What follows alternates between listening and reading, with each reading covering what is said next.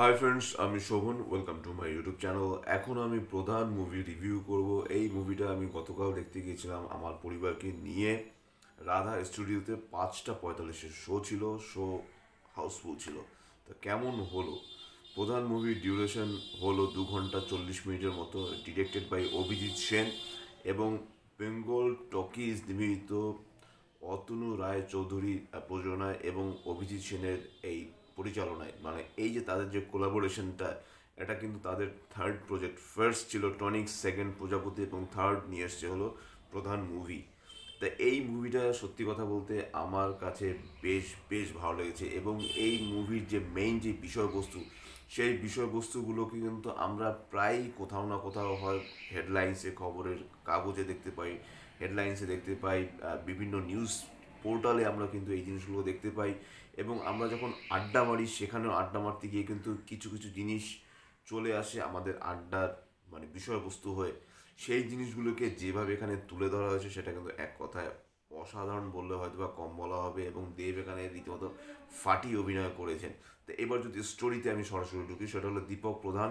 তার ধর্মপুরে তাকে ট্রান্সফার করা হয় এবং এমনই একটা টাইমে তাকে ট্রান্সফার করা হয় যে বিয়ের সময় আহ, যে অষ্টমঙ্গলা অবধি সে করতে পারেনি, এমনভাবে স্টার্টিংটা হয়। তার ধর্মপুরে গিয়ে তিনি বুঝতে পারেন যে সে এমনই একটা জায়গায় এসে পৌঁছেছে যেখানে গত 15 বছর ধরে কোনো ভোটই হয় না। তা কেন হয় না, কী জন্য হয় না, সেগুলো জানতে হলে অবশ্যই আপনাদের এই মুভিটা দেখতে হবে। এবং এই যে আপনি যখন ধর্মপুরে যখন দেবের ক্যারেক্টারটা যাচ্ছে তার ওয়াইফকে নিয়ে, এখানে তার ওয়াইফের ক্যারেক্টারটা অভিনয় করেছিল সৌমিত্রিষা। তো এখানে কেন সে যাওয়ার পর সে এমন এমন কিছু ইনসিডেন্ট দেখতে পায়, যে জিনিসগুলো কিন্তু আমাদের মানে এই মুহূর্তে দাঁড়িয়ে কিছু না কিছু সময় কিন্তু জিনিসগুলো ঘটে যাচ্ছে। এবং সেই জিনিসগুলো হয়তো আমরা প্রতিবাদ করতে পারি না, আমরা সবসময় সাইলেন্ট থাকার চেষ্টা করি। কিন্তু কেন থাকি, কী জন্য থাকি, সেই জিনিসগুলো কিন্তু যেভাবে এখানে ডিরেক্টর দেখিয়েছেন, সেটা কিন্তু এক কথা অসাধারণ। স্টোরি টেলিং নিয়ে কোনো কথা হবে না। স্ক্রিন প্লে টাইট ছিল। প্রায় 3.25 ঘন্টা মুভি ডিউরেশন হওয়া সত্ত্বেও কিন্তু কোথাও গিয়ে বোরিং মনে হয় না। একটু বোরিং মনে হয় কিছু কিছু জায়গায়, কিন্তু তারপরও সেই জিনিসটা কিন্তু পুরোপুরিভাবে কিন্তু উঠে যায়। এবং এই মুভির যে কমিক টাইমিংগুলো, বিশেষ করে আমি যদি অমরিশের কথা বলি, খরাজের কথা বলি, বা কাঞ্চন মল্লিকের কথা বলি, তাদের যে কমিক টাইমিং, শুধু তাই না, পরাণ বন্দ্যোপাধ্যায়ের কিছু জায়গা রয়েছে, অনির্বাণ চক্রবর্তীরও কিছু জায়গা রয়েছে। কমিক টাইমিংগুলো রীতিমতো অসাম বললেও হয়তো বা অনেক কম বলা হবে, এত সুন্দর। এবং তাদের ডায়লগ ডেলিভারি, যেভাবে স্ক্রিন প্লেটা লেখা হয়েছে, বেশ বেশ ভালো। সিনেমাটোগ্রাফি নিয়ে কিন্তু কোনো কথা হবে না, বেশ ভালো। তার সাথে যে গানগুলো আমরা শুনতে পাই, বিশেষ করে অনুপম রায়ের যে গানটা রয়েছে, সেই গানটা কিন্তু আপনার মন ছুঁয়ে যেতে বাধ্য হবে। যেভাবে সাজানো হয়েছে স্টোরিটা, সেটা কিন্তু এক কথা অসাধারণ। এবং সত্যি কথা বলতে আমি আর একটা জিনিসের কথা বলতে চাই, সেটা হলো যে এখানে মুভির একটা জায়গা রয়েছে, একটা ভোটিং কাউন্ট হচ্ছে, সেখানে যেরকম একটা টান টান উত্তেজনা রয়েছে, সেই উত্তেজনাটাকেও যেভাবে মানে উত্তেজনার পারদ যেভাবে উঠছে, সেই জিনিসটাকে কিন্তু খুব সুন্দরভাবে দেখানো হচ্ছে। এবং শুধু তাই না, আমি যখন মুভি দেখতে দেখতে দেখছিলাম যে দর্শকদের মধ্যে, তাদের মধ্যে যে রিয়াকশানটা, সেটাও ভালো। 8 থেকে 80 প্রত্যেকটা বয়সের লোকজনই কিন্তু এই মুভিটা দেখতে গেছে। তারা কিন্তু মুভিটা এনজয় করছিল, তাদের কিন্তু মুভিটা ভালো লাগছিল। ইমোশনাল জায়গাগুলোতে দেব ফাটিয়ে অভিনয় করছে। অ্যাকশন সিকোয়েন্স নিয়ে কোনো কথা হবে না। এবং সোহম যে কত বড় মাপের একজন অ্যাক্টার, সেটা কিন্তু এই মুভির মাধ্যমে কিন্তু প্রকাশিত।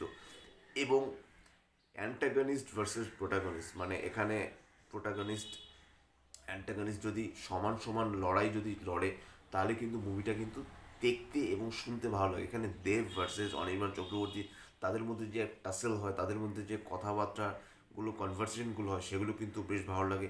এবং অনির্বাণ চক্রবর্তীর যে ক্যারেক্টারটা, জটিলস্বর মুখার্জি, তার কথাগুলো আপনি যদি শোনেন, কোথাও গিয়ে যেন সত্যজিৎ রায়ের সেই আমরা যে হীরক রাজার দেশে যে আমরা যে রাজার যে কথাগুলো শুনতাম, যে ছন্দ মিলিয়ে মিলিয়ে কথা বলছি, সেই জায়গাগুলো চলে আসে। তার ভাগ্নে, সে রীতিমতো চর খায়, কেন সে খায়। এবং এই যে বিভিন্ন ক্যারেক্টারগুলো, বিশ্বনাথ বসুর ক্যারেক্টারটা কিন্তু বেশ ভালো লাগে।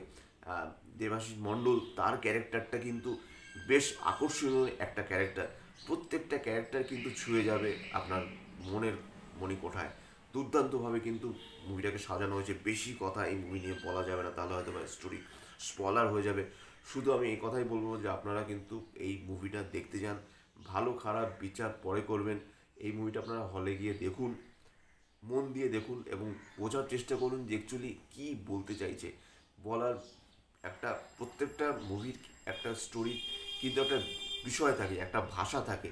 তো এখানে কিন্তু সেই জিনিসটাই কিন্তু তুলে ধরা হয়েছে এবং সিনেমা মানেই কিন্তু আপনার সমাজের কিন্তু প্রতিচ্ছবি। আপনি যেই জিনিসটা দেখছেন, আপনি যেই জিনিসটা শুনে আসছেন, আপনি যেই জিনিসটা ফিল করছেন, সেই জিনিসটারই কিন্তু প্রতিচ্ছবি কিন্তু সিনেমা।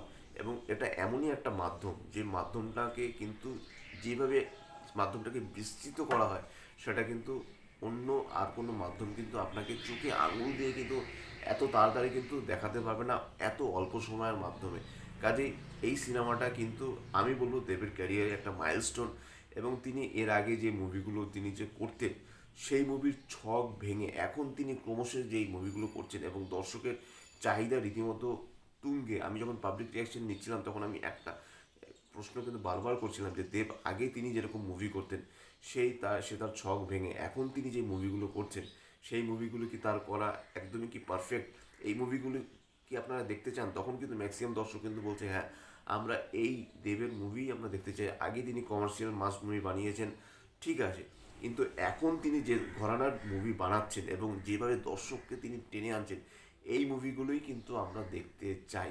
কাজেই বুঝতে পারছেন যে একটা মুভি সফলতা কোথায় গিয়ে দাঁড়ায় যখন সেই মুভি পুরোপুরি নায়ক নির্ভর একটা মুভি। এবং শুধু তাই নায়ক নির্ভর মুভি না, বিষয়বস্তু নির্ভর মুভি, কিন্তু নায়ক যে তার ছক ভেঙে সে আগে যে মুভিগুলো করছেন সেখান থেকে ভেঙে এখন সে এই মুভিগুলো করছে।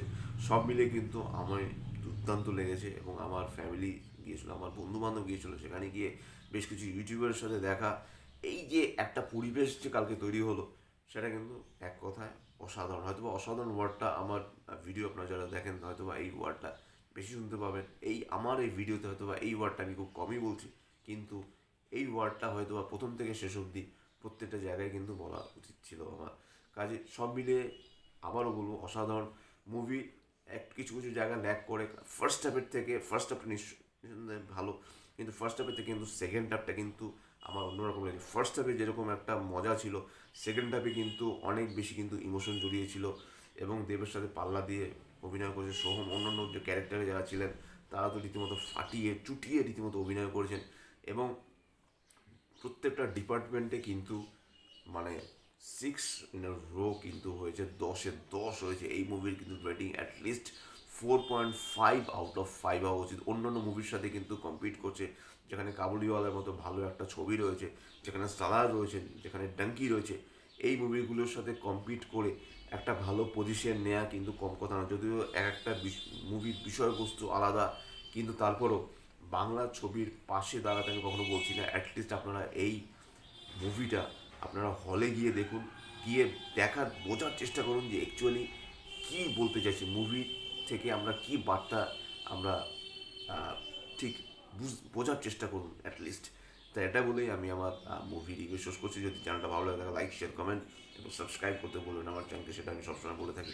ইনস্টাগ্রামের লিঙ্ক, ফেসবুকের লিঙ্ক এবং ইউটিউবের লিঙ্ক আমি আমার ডিসক্রিপশন বক্সে দিয়ে দিয়েছি, সেখান থেকেও আপনারা আমাকে কানেক্ট করতে পারেন। Till tata.